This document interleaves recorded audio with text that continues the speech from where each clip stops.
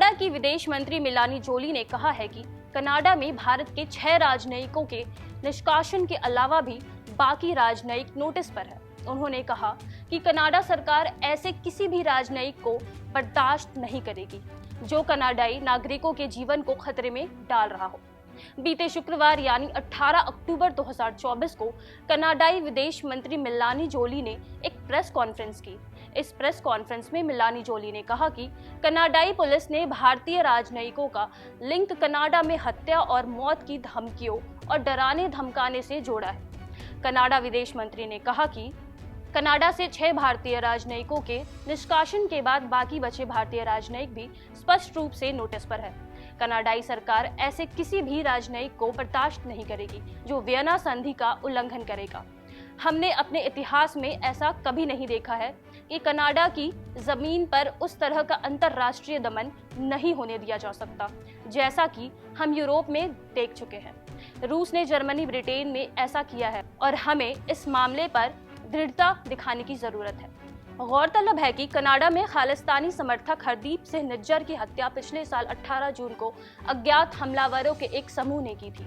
इसके बाद पिछले 7 सितंबर में जस्टिन ट्रूडो ने नई दिल्ली में आयोजित G20 समिट में शामिल होने से पहले हाउस ऑफ कॉमन्स में कहा था कि निज्जर की हत्या में भारतीय एजेंट्स शामिल थे, जिसके बाद से भारत और कनाडा के बीच राजनयिक तनाव लगातार बढ़ता जा रहा है। इसी संबंध में बीते 14 अक्टूबर को भारत ने कनाडा के 6 राजनयिकों को निष्कासित भी कर दिया था और भारत सरकार ने अपने सभी राजनयिकों पर लगाए गए आरोपों को सिरे से खारिज करते हुए उन्हें वापस अपने देश बुला लिया था। कनाडा से जिन 6 भारतीय राजनयिकों को निष्कासित किया गया था उनमें ओटावा में तैनात उच्चायुक्त भी शामिल है। बाकी दूसरे अधिकारी टोरंटो और वैंकूवर से है। ये विवाद तब और ज्यादा बढ़ गया था जब कनाडाई सरकार ने खालिस्तानी चरमपंथी हरदीप सिंह निज्जर के हत्याकांड की जांच में भारतीय हाई कमिश्नर और राजनयिकों को पर्सन ऑफ इंटरेस्ट के रूप में जोड़ा था।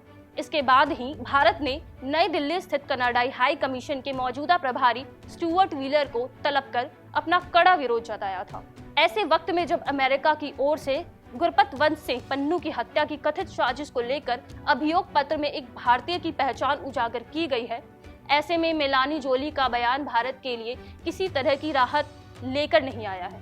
पिछले साल भी इसी तरह भारत को दोहरी चुनौती का सामना करना पड़ा था, लेकिन इस बार जिस तरीके से फाइव आइज ने कनाडा के रुख को समझने को लेकर बयान दिए हैं, उससे जाहिर है भारत को डिप्लोमेसी के लेवल पर खासा एक्टिव होना होगा।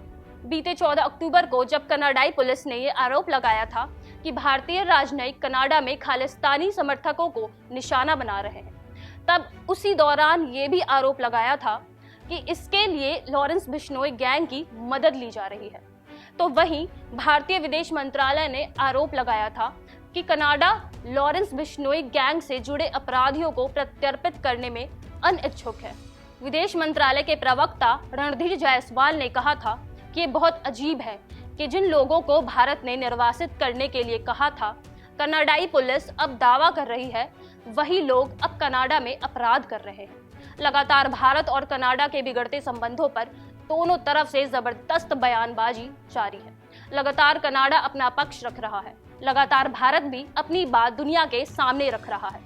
भारत में भी अब इस मुद्दे पर राजनीति होने लगी है।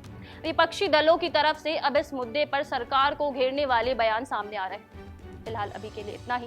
मेरा नाम रिया है। आपके लिए जानकारी इकट्ठा की थी मेरे सहयोगी खुशनूर ने। देखते रहिए पंजाब केसरी टीवी। हमसे जुड़े रहने के लिए हमारे YouTube चैनल को सब्सक्राइब करें और नई वीडियो की नोटिफिकेशन के लिए बेल आइकॉन को दबाएं।